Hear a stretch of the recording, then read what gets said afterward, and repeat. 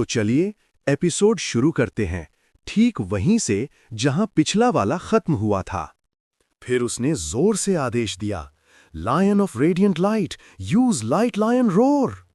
शेर ने आदेश प्राप्त किया और तुरंत हमला शुरू कर दिया। शेर ने एक ध्वनि तरंग उत्सर्जित की जो स्लाइम की तरफ उड़ी। स्लाइम अभी भी गहरी नींद में सो रहा था, सब कुछ से बेखबर। जाओ हुआंग को इतना लापरवाह और असुरक्षित देखकर जिंगशन मुस्कुराया, सोचते हुए कि वो स्लाइम को हरा सकता है। लेकिन अनजाने में सिर्फ एक ही झटके में उड़ते हुए स्लाइम ने लायन ऑफ रेडियंट लाइट को दूर फेंक दिया। चंशू ने फिर एक चिंतित चेहरा बनाया और समझाया, अरे बाप रे, मैंने कहा था और नहीं लड़ना, और नहीं लड़ना, तुम लोगों को बस लड़ना है, सच में। जिंगशन स्पीचलेस था। तो मैं तो गया, पूरी तरह से हार गया।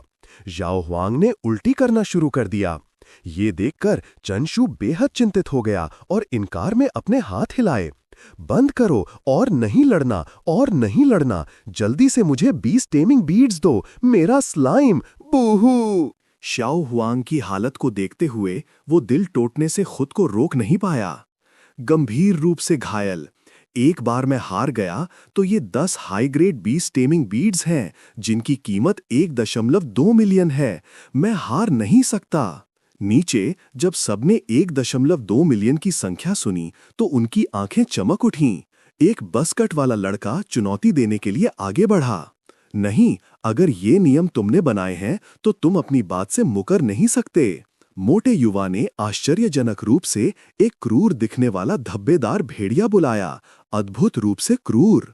चेनशू ने अचानक एक थोड़ा चालाक, मनोरंजक चेहरा दिखाया, मन ही मन सोचते हुए, हा, मुझे उम्मीद नहीं थी कि कोई इतनी आसानी से फंस जाएगा।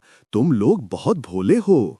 पता चला कि ये सब चेनशू द्वारा पैसे जीतने के लिए बनाई गई एक योजना थी। मन ही मन साजिश रखते हुए उसने अभी भी शाओ हुआंग के लिए चिंता का नाटक किया, दौड़ कर गया और नाटकीय ढंग से रोया, मेरा स्लाइम। भीड़ नीचे क्लास प्रेसिडेंट को उकसाती रही, तुम ऐसा नहीं कर सकते।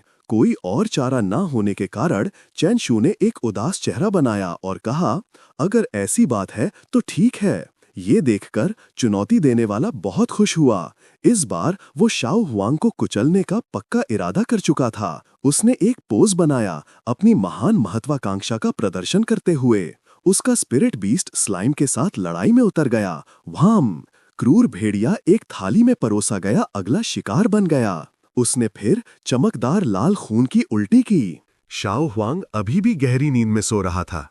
क्या ये महान ड्रंकन फिस्ट हो सकती है? चंशू ने कहा, ठीक है, चलो यहीं रुकते हैं। मैं अपने स्लाइम को डॉक्टर के पास ले जा रहा हूं। शाओ हुआंग को कमजोर होते देखकर नीचे वालों का लालच बढ़ गया। हर कोई इस मौके का फायदा उठाकर उसे गिराना चाहता था। उन्होंने हाथ उठाकर शोर मचाया, रुको, अभी हम भी हैं। चंशू ने आह भरी, बिल्कुल लाचार महसूस करते हुए, अगर वो चाहते हैं तो मैं उनका स्वागत करने के लिए तैयार हूं। एक के बाद एक, लगातार शाओ हुआंग ने उन सबको आसानी से हरा दिया। बम बम, एक, फिर दो, फिर एक साथ 3। हर एक को तब तक मारा गया जब तक उनके मुंह खून से लथपथ नहीं हो गए और उनकी आंखें खुली की खुली रह गईं। चंशू ने नाटक जारी रखा, मेरा स्लाइम ठीक नहीं कर रहा है, क्या और कोई है? वो पूरी तरह से जीत चुके थे। किसी ने बोलने या हिलने की हिम्मत नहीं की। तो अभी भी लालच दे रहा था। अरे बाप रे, कितना अफसोस है, कितना अफसोस है। अगर और कोई चुनौती देने वाला नहीं है तो मैं अपने स्लाइम को इलाज के लिए ले जाऊंगा। इस बार वो सच में चुप थे। हर एक बिल्कुल हार चुका था, सीपियों की तरह शांत, एक शब्द भी बोलने की हिम्मत नहीं कर रहा था। तो वो जाने के लिए मुड़ा। उसके चेहरे पर एक घमंडी भाव था। मन ही मन सोचते हुए, ड्रीम स्लॉटर और स्लाइम सच में परफेक्ट स्किल्स हैं। 104। चेनशू मुस्कुराते हुए चला गया। 20 टेमिंग पॉइंट्स का ढेर बनाना इतना संतोषजनक है। उन दोनों को सफाई करते देखकर चेनशू ने पूछा, आज का मुनाफा कैसा है? ये लाओ मुस्कुराया और बोला, बुरा नहीं है, सुपीरियर स्ट्रेंथ पोशन की सभी 5 बोतलें बिक गई हैं। थोड़ा उत्साहित लगते हुए, इसे खुले हुए सिर्फ 8 दिन हुए हैं। सही है, मुझे कुछ सामग्री खरीदने में मदद करो। Enlightenment fruit, Azure leaf flower और जंपिंग फ्रूट। फिर चेनशू ने जारी रखा, हम दूसरे प्रकार के पोशंस बेच सकते हैं। अब से दुकान की कमाई तुम लोगों के पास रहेगी, मुख्य रूप से मुझे औषधियाँ, जड़ी बूटियाँ खरीदने में मदद करने के लिए। और तुम्हारा आधा वेतन हर महीने 10,000 है। लाओ वांग, तुम दुकान के मालिक हो, इसलिए तुम्हारा 20,000 महीना है। वाह, ये तो शानदार लगता है। अकेले गुजारा करने से बहुत बेहतर। वास्तव में भौतिक संपत्ति चेतना को निर्धारित करती है। 10,000 या 20,000 वेतन का जिक्र सुनकर वो खुशी से झूम उठे, लेकिन शायद किसी ने भी उसके बाद आने वाला अगर नहीं सुना। पूरा करके चेनशू ने कल्पना की, अपनी बाहें चौड़ी फैलाते हुए, जैसे एक विशाल पर्वत श्रृंखला के सामने खड़ा हो, अपने दिल में घोषणा करते हुए, हाँ हाँ, ये सब मेरा साम्राज्य है। अगले दिनों में चेनशू ने आधिकारिक रूप से दुकान का प्रबंधन लाओ वांग को सौंप दिया। लोग उमड़ पड़े और दुकान हमेशा भरी रहती थी। जहां तक उसकी बात है, उसने दवा बनाने और पढ़ाई शुरू कर दी। ये साफ नहीं है कि वो वास्तव में पढ़ाई कर रहा था, क्योंकि वो वीडियो गेम्स खेलता हुआ लग रहा था। बहुत जल्दी सितंबर का अंत आ गया और सुनहरे पत्ते गिरने लगे और आंगन भरने लगे।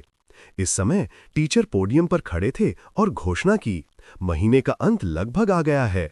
अक्टूबर में मैं तुम्हें एक दूसरे डायमेंशन में ले जाऊंगा, नॉर्मल लेवल पर।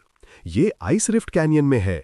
मैं खास तौर पर तुम्हें गर्म रखने के लिए चीजें तैयार करने की याद दिलाता हूं। उस डायमेंशन में तुम्हें न केवल शक्तिशाली जानवरों का सामना करना पड़ेगा, बल्कि कठोर परिस्थितियों के अनुकूल भी ढलना होगा। कोई भी अनावश्यक चीजें मत लाना। चेनशू अपने पास के दो लोगों की तरफ मुड़ा। क्या तुमने सुना? उसने उन दोनों से कहा, जैसे एक सुअर मार चाकू या एक मानसिक रोगी की यूनिफॉर्म, वो मत लाना। क्या तुमने सुना? दोनों ये सुनकर शर्मिंदा हो गए, बिना एक शब्द कहे चुप रहे। अगर वहां कोई गड्ढा होता तो वो शायद उसमें कूद जाते। ये देखकर कि जिन्हें याद दिलाने की जरूरत थी, उन्हें याद दिला दिया गया है, टीचर ने संतुष्टि से अलविदा कहा। सबको अलविदा, आज के लिए छुट्टी, परसों स्कूल में इकट्ठा हो।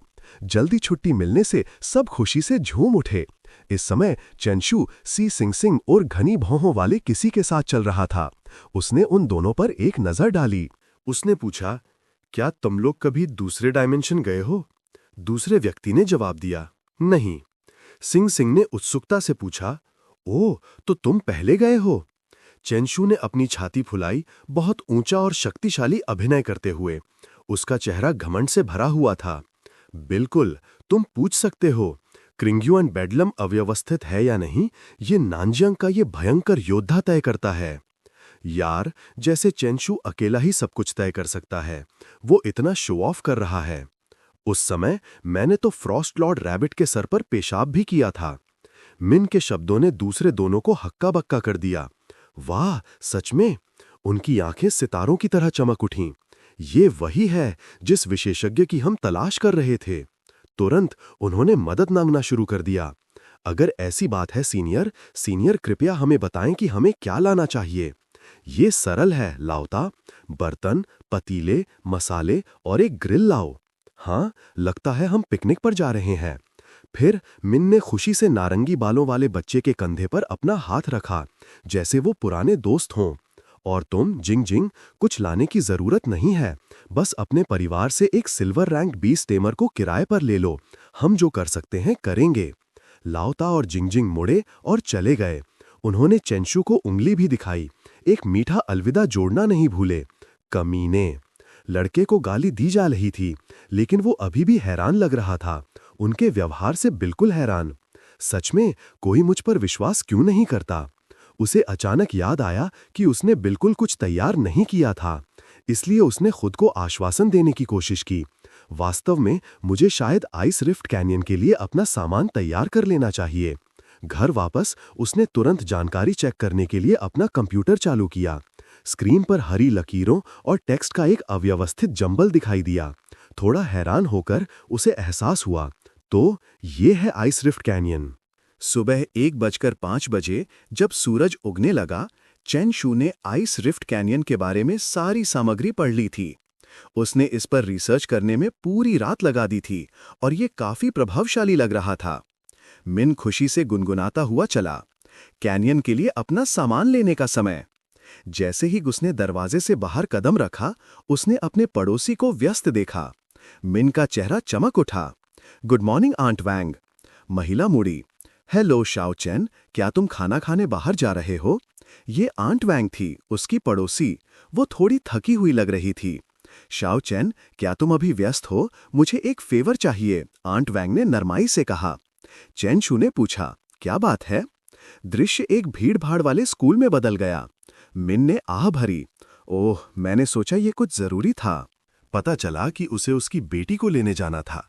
उसने आंट वांग की बेटी को एक लड़के के साथ चलते देखा। मिन हैरान था कि उन्हें ढूंढना कितना आसान था। मिन ने खुशी से पुकारा, रू रू। गुलाबी बालों वाली लड़की ने मिन को देखा और खुशी से हाथ हिलाया। चेन शू। दोनों भाई बहन ने खुशी से एक दूसरे को गले लगाया। मैं आज तुम्हें घर ले जाने आया हूं। इससे पहले कि वो अपना वाक्य पूरा कर पाता, मिन ने एक जानी पहचानी आकृति देखी। क्या ये मेरी एक्स है? ये वांग चो वाई थी। अरे बाप रे, क्या सच में कोई वांग चो वाई नाम का है? वो जल्दी से जानी पहचानी शक्ल को सलाम करने गया। वांग चो वाई, क्या हाल है? लड़की अपना नाम सुनकर मुड़ी। उसने चेंशू को पहचाना और आराम से जवाब दिया, कुछ खास नहीं, बस एक क्लासमेट के साथ थोड़ा झगड़ा हो गया। चिंतित होकर उसने और पूछा, एक झगड़ा? ये अच्छा नहीं है, मुझे बताओ वो कौन है? फिर उसने शेखी बघारी। ये एलिमेंट्री स्कूल मेरा अल्मा माटर है, तुम जानती हो। अचानक एक आवाज ने बीच में टोका, उसकी शेखी पर ठंडा पानी डालते हुए। इतना घमंडी, तुम हो कौन वैसे? तुम्हें अपना नाम बताऊं? हाँ, तुम खुद को समझते क्या हो? मिन मुड़ा। ये सू सॉन्ग था। नांगंग हाई स्कूल की स्पेशल क्लास। क्या ये लड़का वांगचो वाई की छोटी बहन को सता रहा है? मैं नांगंग हाई स्कूल नंबर 2 का स्टूडेंट हूं।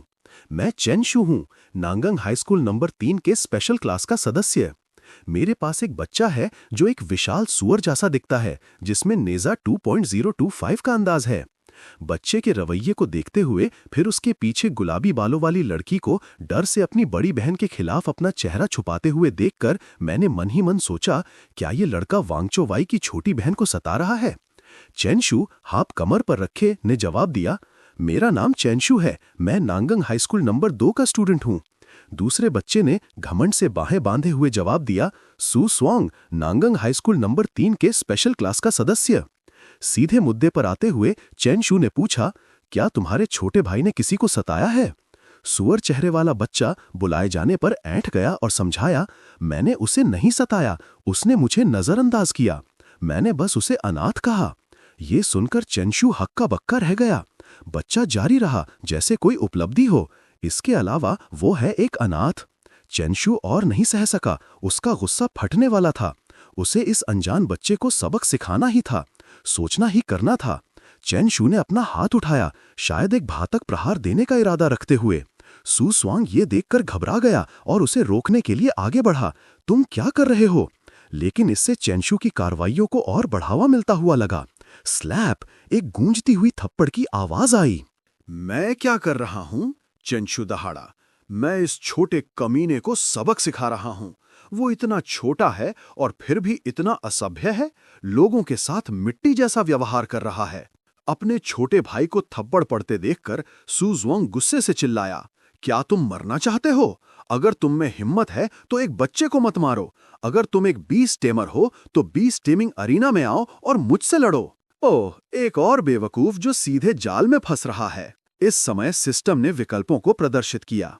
चुनाव 1, लड़ाई से बचो, इनाम थोड़ी मात्रा में बीस्ट टेमिंग शक्ति। चुनाव 2, कहो अगर तुम लड़ना चाहते हो तो वांगचो वै से लड़ो, इनाम 2 बेसिक सेल एनहांसमेंट पोशंस। चुनाव 3, प्रतिद्वंदी के कॉन्ट्रैक्टेड स्पिरिट को गंभीर रूप से घायल करो, इनाम सभी स्लाइम गन 5% बढ़ाए गए। वाह, क्या सौदा है! इतने अच्छे इनाम वो इसे कैसे छोड़ सकता है? चेनशू ने जवाब दिया, अगर तुम मरना चाहते हो तो मैं खुशी से तुम्हारी इच्छा पूरी करूंगा। 106 scene Nangang city beast taming arena में बदल जाता है। उन्होंने पहले ही यहां लड़ने का फैसला कर लिया है। वांगचो वै ने चिंतित होकर चेनशू के कंधे पर एक हाथ रखा। चेनशू, जाने दो, एक बच्चे के शब्दों को इतना गंभीरता से मत लो। चेनशू ने दृढ़ता से जवाब दिया, एक बच्चे के शब्द चाकू जैसे हो सकते हैं। वो हैरान थी, उसे उम्मीद नहीं थी कि वो बच्चों की इतनी परवाह करेगा। उसने निश्चित रूप से उसके दिल में 10 पॉइंट स्कोर किए। इसके साथ वो मुड़ा और कूल ढंग से अरीना की तरफ चला गया। तो इस एपिसोड को यहीं खत्म करते हैं। इसका नेक्स्ट पार्ट बहुत जल्द आएगा।